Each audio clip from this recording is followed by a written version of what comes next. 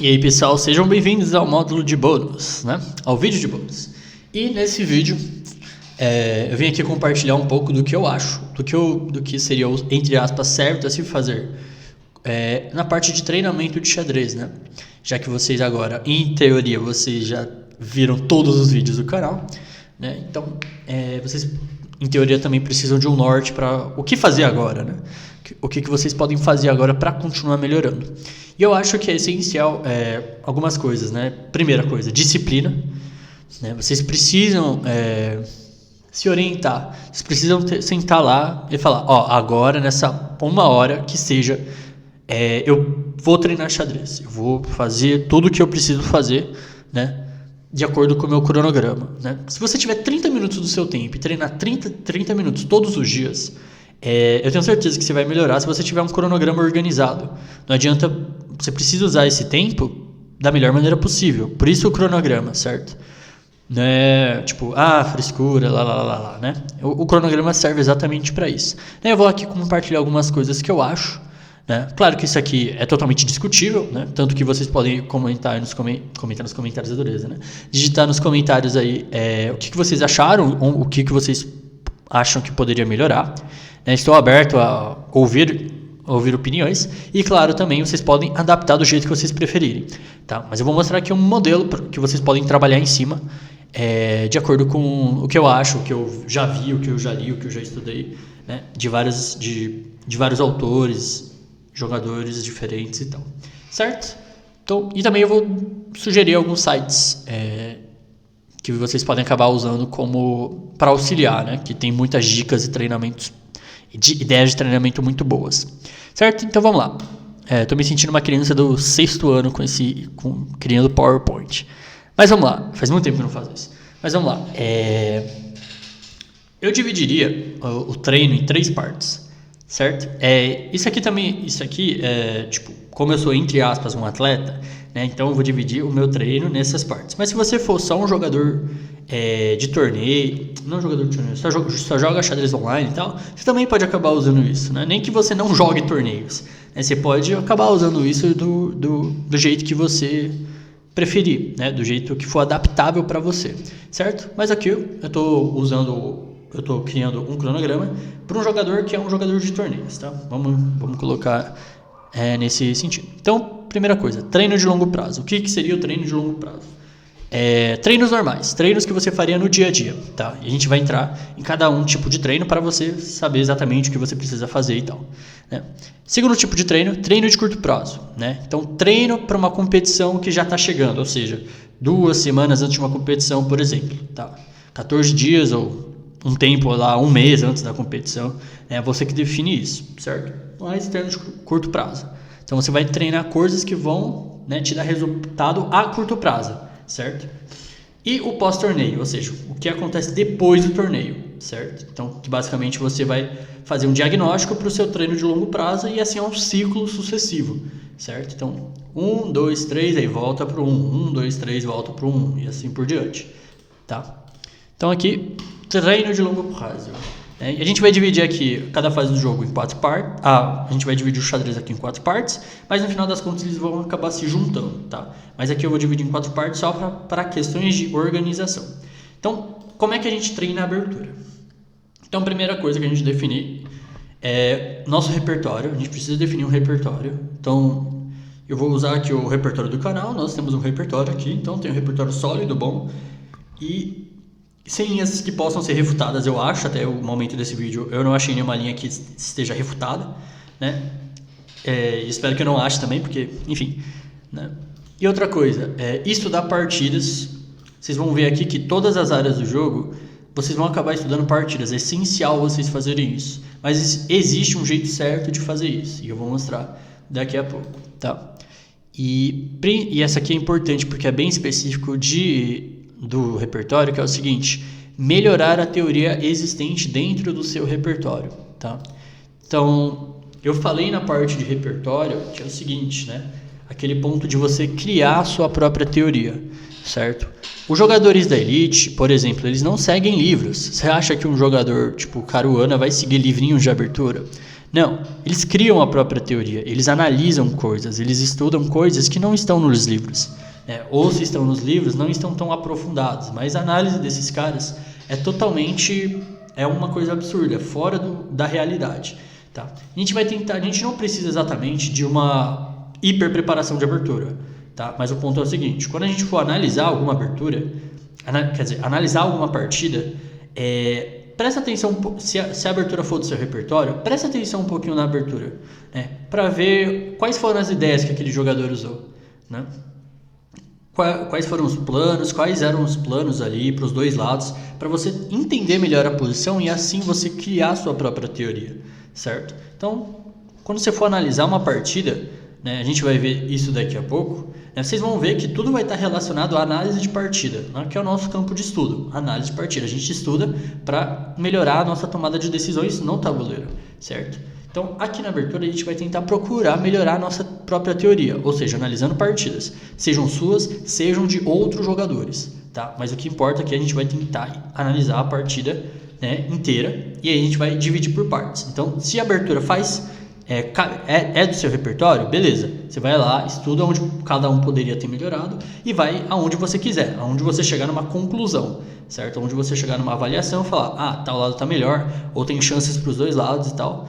Mas você precisa, né? Você precisa fazer esse estudo próprio, certo? Não se limitem a livros, tá? Não se limitem a livros. Tentem criar suas próprias análises, tá? Então, estudar partidas e tentar melhorar a teoria existente dentro do seu repertório, criar a sua própria teoria, certo? Estratégia. Uma coisa também na parte de abertura. Você jogar posições de treino, ou seja, você pode pegar um parceiro, um amigo, sei lá, um cara forte, ou simplesmente jogar online e jogar o seu repertório. E assim, né, quando você tiver, pode ser, acho que o Blitz é muito útil para isso, certo? Usar o Blitz como ferramenta de estudo, tá? Então você joga lá o repertório, em partidas de 3, 5, 10 minutos, você que sabe. Eu fiz até a série com 1 minuto lá, mas eu não recomendaria tanto 1 minuto porque você vai acabar se viciando, eu acho, em partidas de bullet, e aí a sua tomada de decisão pode acabar ficando um pouco superficial. Tá? Eu preferiria te recomendar partidas de 3 minutos, porque não são tão lentas, mas não são tão rápidas também, tá? E também é um ritmo mais popular online, então, sei lá, usa seu repertório e vai jogando, né? Perdeu, ganhou, não interessa pra gente, tá? Mas o importante aqui é que você analise depois, certo? Analise a sua própria partida, vê onde você poderia ter melhorado, e assim um ciclo que meio que não acaba, tá? Porque sempre dá para melhorar, sempre dá para criar mais coisas, né? Novas ideias. O xadrez é muito amplo, tá? Então tentem, guiando aqui vocês na parte de abertura. Estratégia. A parte de estratégia é muita análise de novo, né? Vocês vão ver que para vocês melhorarem no xadrez, o ponto é vocês melhorarem a sua tomada de decisão. E isso acontece com mais conhecimento, certo? Então, estudar partidas. Como é que eu posso fazer isso? Como é que eu estudo uma partida? Então, da seguinte, como eu poderia recomendar para vocês? Vocês vão pegar livros de partidas clássicas, por exemplo, um livro de um campeão mundial, de partidas de um campeão mundial, tá? Eu recomendaria inicialmente, a primeira que vem à minha mente é a série do Kasparov, Meus Grandes Predecessores, mas como ela pode ser um pouco denso, certo? Eu acho que você pode também pegar partidas de campeões mundiais ou de jogadores muito fortes anotadas por esses jogadores, né? E aí uma que vem à minha mente é a série do Alekhine, né? Minhas Melhores Partidas, ou do próprio Fischer, Korchnoi, tem mais, do Botvinnik também, do Smyslov. Então esse guia, assim. Mas o importante é vocês pegarem partidas comentadas, tá? E nesse primeiro processo, então peguem partidas comentadas por jogadores fortes, de jogadores fortes. E o ponto é o seguinte, né? Se você tiver com um livro físico, certo? Eu não vou conseguir mostrar aqui, né? Mas se você tiver o livro físico, você vai ver que os livros têm diagramas, certo? E uma coisa, como eu falei lá, né? Tomada de decisão. Como é que você treina a sua tomada de decisão? Eu, no meu ponto de vista, acredito que você deve treinar a sua tomada de decisão fazendo muitos exercícios de várias fases do jogo. Pensando nisso, em vez da gente simplesmente ler, jogar, passar no tabuleiro, né? jogar no tabuleiro físico, né, as jogadas e ler os comentários e falar, uau, que partida legal, né? Vamos tentar fazer um treinamento um pouco mais ativo, que a gente pense. Então, cada diagrama que aparecer, você vai lá e para e pensa, o que eu jogaria, né, dependendo de quem está jogando, o que eu jogaria de brancas nessa posição, certo?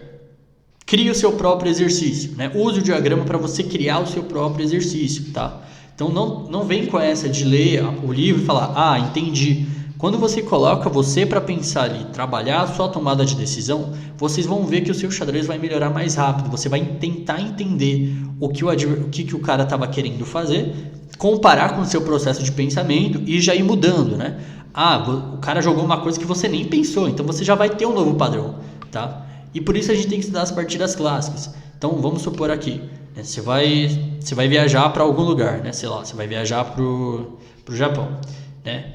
Se você souber três ruas só do Japão, você vai acabar se perdendo, certo? Mas se você conhecer 500, 1000 ruas, 1500 ruas, vai ser muito mais fácil você se orientar pela cidade, certo? Então, no xadrez é a mesma coisa. Então, se você conhece 1, 2, 3 partidas, é muito fácil você se perder ali na hora que você precisa fazer alguma coisa. Mas se você conhece 100, 200, 300 partidas, vai ser muito mais fácil para você se orientar.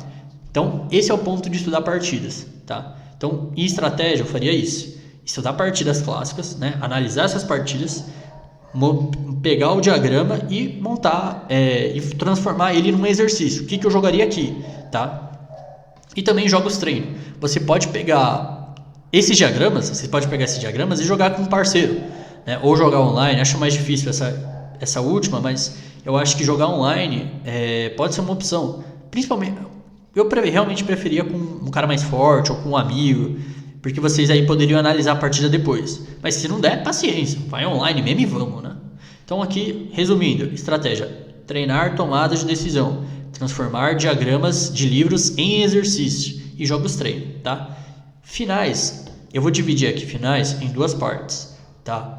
Os finais teóricos e os finais práticos, certo? O que são os finais teóricos? São aqueles finais que a gente precisa saber exatamente o que a gente tem que fazer. Então, por exemplo, defesa de Philidor, defesa Vancouver, né? Ponte de Lucena. Esses são exemplos de finais de torres, né? Por exemplo, certo? Então, esses finais a gente precisa estudar, decorar. Isso é importante, decorar esses finais, porque são posições exatas que você precisa saber exatamente o método de ganho ou o método de empate, tá? Então, qual material eu poderia recomendar? Acho que o livro mais leve aqui é o livro do De La Villa, né? Os 100 finais que você precisa saber. Não tem em português. Uma coisa importante: na maioria das vezes vocês não vão achar material bom em português, tá? Na maioria das vezes. A maioria dos livros estão todos em outro idioma. Tem muito pouco material traduzido para o português. Então, se eu pudesse recomendar uma coisa, aprenda o inglês e outros idiomas, ou o máximo de idiomas que vocês conseguirem, porque isso vai ajudar muito. E também vocês vão aprender outro idioma, né? Então, finais teóricos, eu recomendaria ou o material do De La Villa, ou, se você quiser um negócio mais completo, Dvoretsky. Só que o do Dvoretsky é muito mais difícil do que o De La Villa, tá? Tem mais exercícios, tem mais diagramas, tem mais material teórico, mas, consequentemente, você vai se transformar num jogador mais forte, certo? Então, finais teóricos, né, posições que a gente precisa saber, Dvoretsky e De La Villa. Eu recomendaria esses dois. Finais práticos. O que serão esses finais práticos? Tudo que não é final teórico, ou seja, chegando numa posição onde trocou as damas, né, é um final prático já. Tem peças no tabuleiro, você precisa entender a estrutura, saber os planos certinhos, ideias. É bem parecido com o meio jogo, tá? E como é que a gente vai treinar esse tipo de final? Fazendo a mesma coisa que a gente faz em estratégia. Então, se você pega um livro, acho que a recomendação principal nessa área é um livro do Mikhail Shereshevsky, né, chamado Endgame Strategy, certo? Então, Endgame Strategy, você vai trabalhar da mesma maneira. Cada diagrama, você vai colocar ali. Apareceu um diagrama, o que eu jogaria nessa posição? Você precisa treinar essa tomada de decisões nos finais também, tá? E análise de posições, que você vai fazer nesse processo, e jogos treino, tá? Então, você pode pegar um final prático, né, um final de bispo contra cavalo, por exemplo, né? E você pode jogar contra o computador, se você quiser sofrer, né? Se você quiser ser espancado e tal, não sei. Enfim, né? Às vezes é um bom treino. E também contra um parceiro, para você analisar a partida depois. Uma coisa nos finais teóricos que é interessante, que eu acabei de lembrar, é você jogar os finais teóricos contra o computador. Então, por exemplo, você tá ali com a ponte de Lucena, você precisa fazer a ponte de Lucena, só que você vai jogar contra o computador, resistência máxima, tá? Põe o computador no nível mais alto ali e vambora, né? E outros finais teóricos, você pode treinar os finais teóricos desse jeito, porque vai ajudar a fazer o quê? Vai ficar mais fácil de você treinar, tá? É igual matemática, gente. Se o professor te ensina quanto é 1 mais 1, né? 2, beleza, você viu lá. Só que se você não faz nenhum exercício, você vai esquecer. Isso é certeza.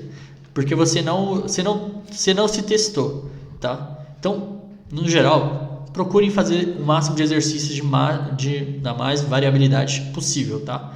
Então, finais, divide em finais teóricos e finais práticos, finais teóricos, né? Posições exatas que a gente precisa saber o método que ganha ou que empata, e Della Villa Jovoretsky, né? Finais práticos, né? Finais que não são finais teóricos, tem peças menores no tabuleiro no geral, e são finais que tem muita ideia, né? Então a gente vai acabar aplicando princípios de técnica e tal.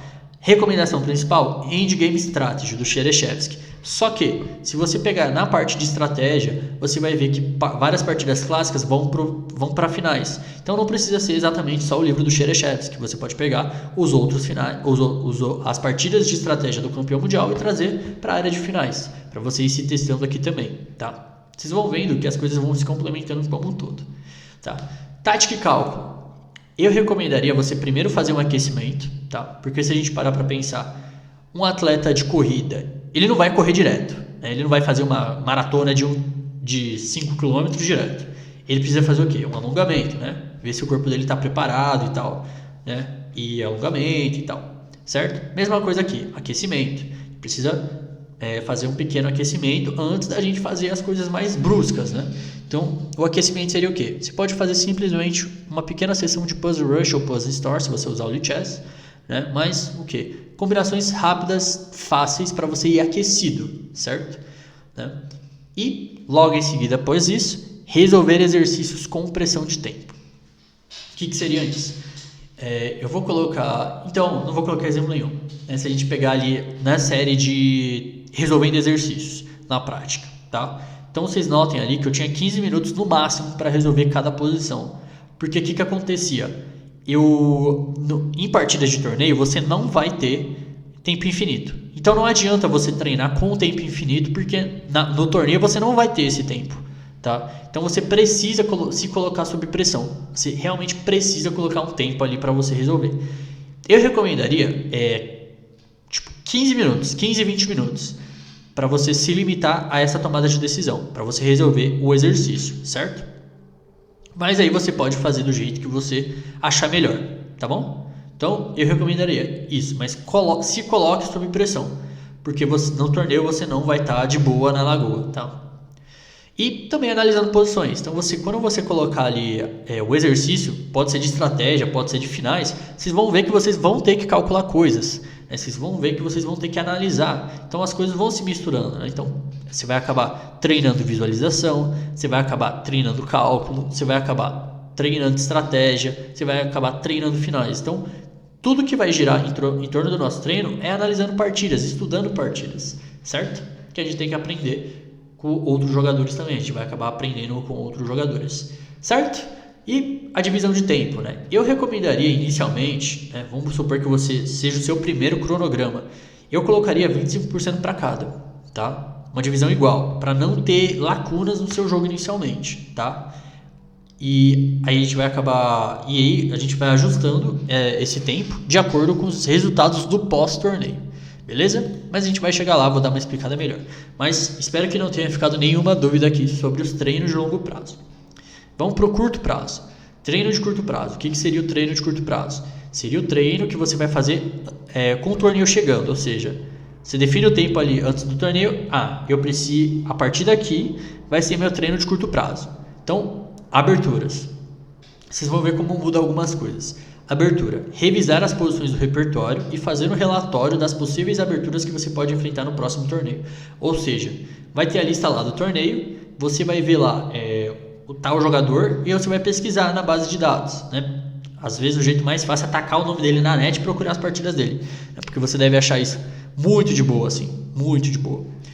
E aí você vai fazer o quê? Você vai tentar focar. O recomendável é você ver o seu repertório inteiro e tentar memorizar ele inteiro. Mas a gente sabe que a nossa memória não é ilimitada, né?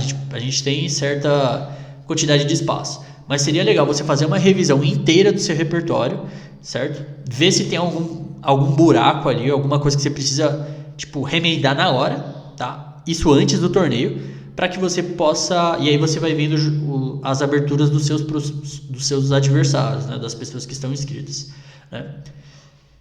Estratégia. E aí vem a coisa, né? Eu não acho que seja útil estudar partidas no curto prazo, no pré-torneio. Por quê? Eu acho que você não vai conseguir usar o conhecimento de estratégia no curto prazo, porque é uma coisa... A ideia de estratégia vai ser o quê, né? Você vai ter que precisar ver vários exemplos, e isso vai levar certo tempo. Então, eu acho que não é tão útil assim trabalhar no curto prazo, estudar tantas partidas, tá? Minha opinião, certo? Estou aberto a ouvir sobre outras coisas, sobre outras abordagens aí, vocês podem colocar nos comentários, mas eu não acho que seja extremamente útil, tá?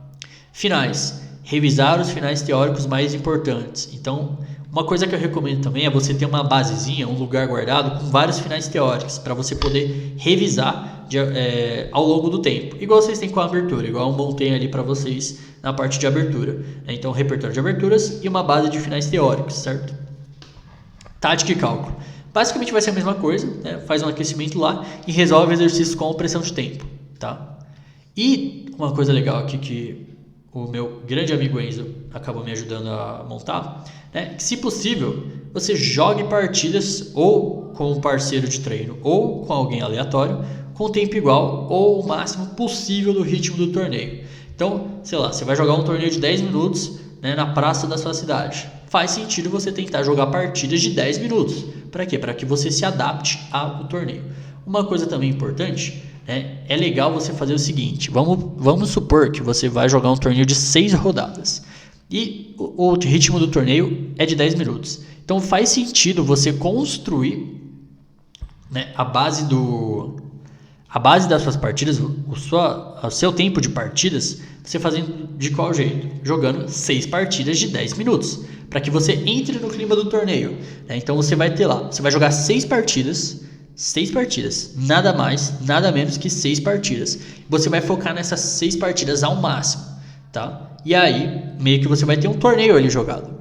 E tanto que se você não jogar torneios, né, você pode fazer esse processo, né? Seleciona ali um dia em algum momento, né, depois de um treino de longo prazo, né? Treina ali. Você pega ali, eu vou jogar 6 partidas de 10 minutos, esse vai ser meu torneio, né? E aí vai entrar na próxima parte, que é o do pós-torneio. Mas esse aqui seria um aquecimento, para você entrar no ritmo do torneio, tá? Divisão de tempo. De novo, é algo totalmente relativo, né? Eu recomendaria 25% para finais de tática, né? Então, 25% do seu tempo para finais, revisar os finais teóricos, 25% do tempo tática, cálculo, e o resto para abertura, porque a abertura você vai acabar vendo que vai te ajudar muito mais no curto prazo, certo? E, bom, aí você jogou o torneio, pá, independente do seu resultado, coisas importantes aqui, você analisar as suas próprias partidas. É essencial você fazer isso, porque se você não fizer isso, você não vai melhorar, tá? Você bruto, real, essa é a realidade. Você precisa analisar as suas próprias partidas, tá? E análise das suas próprias partidas, ou seja, você vai pegar cada fase do jogo ali, ver onde você errou, ver onde você acertou, certo? Então lá, eu esqueci um lance teórico importante da minha abertura. Então você vai lá, e aí você vai colocar isso aqui num relatório de erros, certo? Então você vai colocar lá, relatório de erros, errei numa parte da abertura, certo? Estratégia, eu deixei o meu bispo numa casa muito ruim e não consegui melhorar ele. Finais, esqueci um final teórico, por exemplo, tática, e cometi um erro de cálculo bruto, assim, certo? E aí você vai construir uma nova rotina pro longo prazo, né? Então, baseado nisso, nas informações que você coletou, certo? Você vai coletar essas informações e vai construir uma nova rotina de longo prazo. E aí, se você não errou nada na abertura, né? Então faz sentido você diminuir um pouco da abertura. Por quê? Porque você você tá mandando bem na abertura. Então a gente precisa também dar atenção para os nossos pontos fracos, né? Então se você errou um final teórico, faz sentido você o quê? Você pegar exercícios, né? E aumentar o seu tempo de treino nos finais, né? Então, por exemplo, deixar 15% para abertura. Eu sou muito ruim de matemática, né? Agora eu esqueci o... E deixar 35% para finais, entende? Então você vai ajustando essa quantidade de tempo de acordo com os seus resultados no pós-torneio, tá? Então, eu acho que eu consegui explicar tudo que eu queria aqui, acredito eu, tá? Se você teve alguma dúvida, por favor, deixe nos comentários que eu vou fazer o possível para te explicar, tá? Eu vou tentar te explicar do jeito mais bruto possível. Mas, por favor, se você teve alguma dúvida, deixa nos comentários, eu quero te ajudar, beleza? E, para a gente fechar aqui esse vídeo, vou deixar duas recomendações de site, né? Eu trabalhei totalmente com chess.com, né? Então chess.com naturalmente é uma recomendação. E aqui eu queria deixar 2 sites muito bons, né? O primeiro deles é o Chessmood, tá? Tá aparecendo aqui para vocês, né?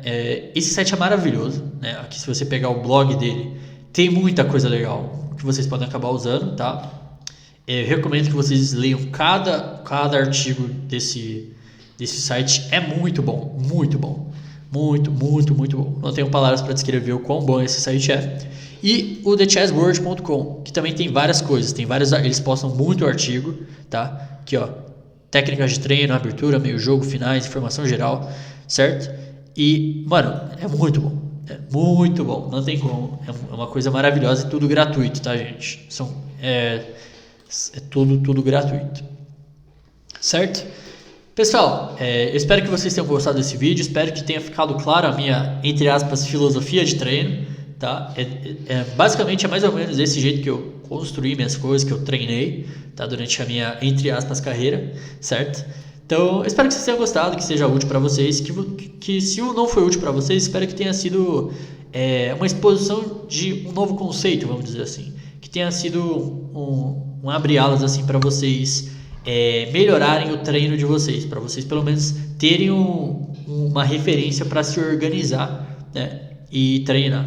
E aquela coisa, pessoal, não importa se você tem 30 minutos ou 10 horas para treinar, é importante vocês treinarem todos os dias com consistência, certo? Espero que vocês tenham gostado e vejo vocês em breve.